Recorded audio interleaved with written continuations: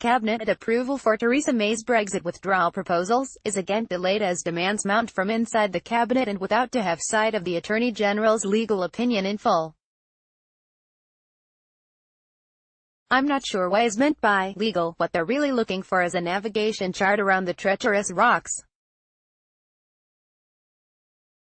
The idea of ministers trooping in like junior officers to a secret room in the cabinet office like the general's study to view a summary of the 95% that was ready a fortnight ago only highlights the glaring absence of the missing 5% that is the plan for the backstop. It also reveals the inability of ministers to influence the content, short of the nuclear option of throwing it, or Theresa May, out. Small wonder that Leo Varadkar sees the prospect of agreement by the end of the month receding with each passing day. The intractability of the backstop remains.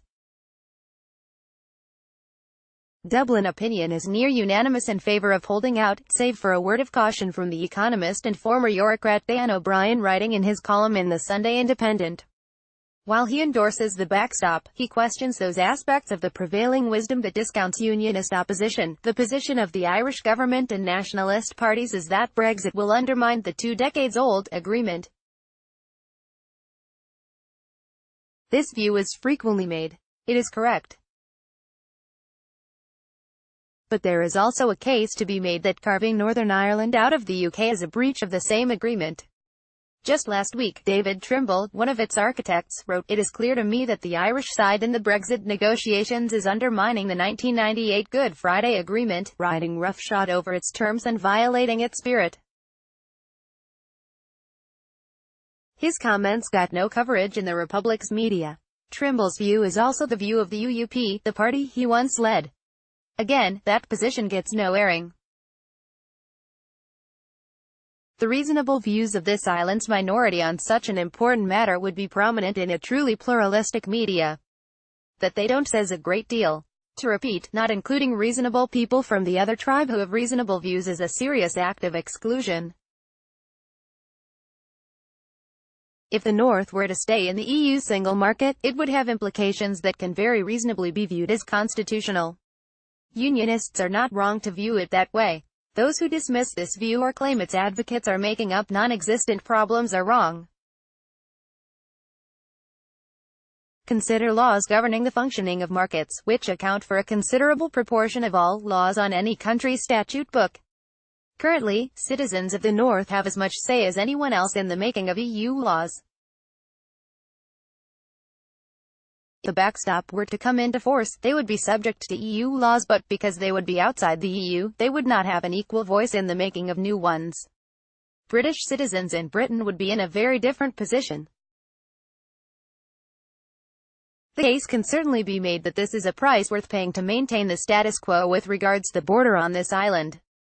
But it is not incorrect or unreasonable for unionists to pose it on the basis that it changes their constitutional position in the UK. There has been a lot of self-congratulation south of the border about how we have become a society more respectful of minorities and more willing to respect how they view the world.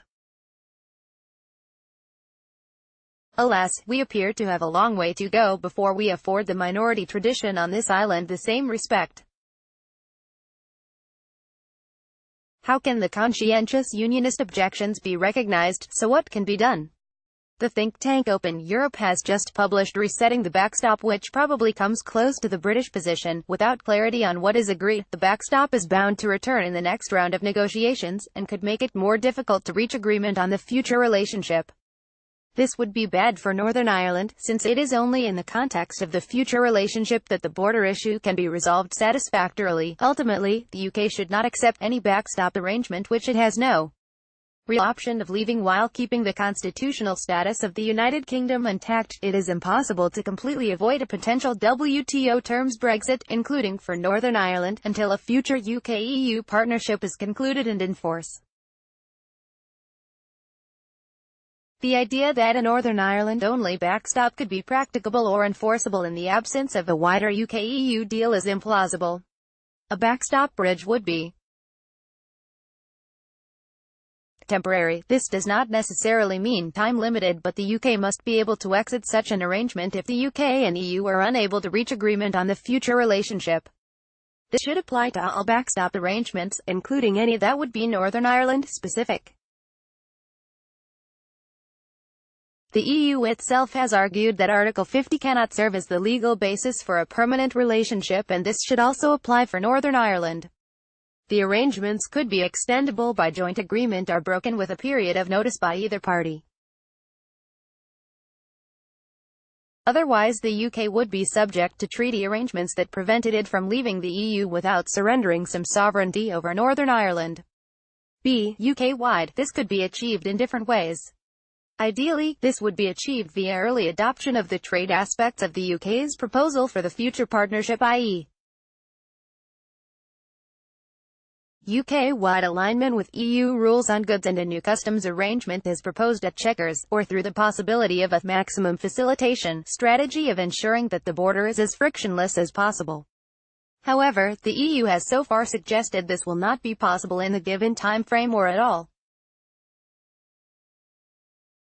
Therefore, the alternative options are 1. Extension of the proposed transition period, 2. A combination of a UK-wide customs union and a regulatory backstop for Northern Ireland. This formulation would defer to the EU's insistence that a regulatory backstop could not be applied UK-wide, as this would risk prefiguring the future partnership in a way that divided the four freedoms of the single market. Meanwhile, the UK could limit the emergence of regulatory barriers between Northern Ireland and Great Britain by voluntarily aligning UK regulation with that of the EU, Northern Ireland. Or, in other words, by not diverging from EU rules. Despite extending the UK's contributions to the EU and prolonging a period of limbo, such a temporary backstop bridge would be worthwhile to the UK to retain the option of successfully concluding a good UK-EU deal, which would need to settle the issue of the Irish border in a mutually acceptable manner. However, in the short term, there is no way of avoiding the possibility of a WTO terms Brexit entirely, since the prospect could return even after the UK enters the transition period at the end of March 2019. Inevitably, the border question will return as a major issue in the next round of the negotiations on the future relationship. A compromise on the backstop is needed, and elements of the existing withdrawal proposals are welcome, as are the commitments on the common travel area and the statements of support for the Belfast Agreement. However, there is a risk that if the UK signs up to a withdrawal agreement containing a Northern Ireland-only backstop, or a permanent backstop to the backstop, the UK will be at a disadvantage as it negotiates its future relationship, because the EU could yet again present its interpretation of the backstop as a hurdle to any deal. This could be destabilizing for Northern Ireland and the future negotiations. There is an onus on the government and MPs to make sure they are clear about the legal and political consequences of the backstop at this stage. You can see why full withdrawal, if it happens, will not be achieved until well into the next decade. But that particular clock can only be set when the withdrawal clock finally stops. Former BBC journalist and manager in Belfast, Manchester and London, editor Spotlight, political editor BBC NE, current affairs commissioning editor BBC Radio 4, editor political and parliamentary programmes, BBC Westminster, former London editor Belfast Telegraph.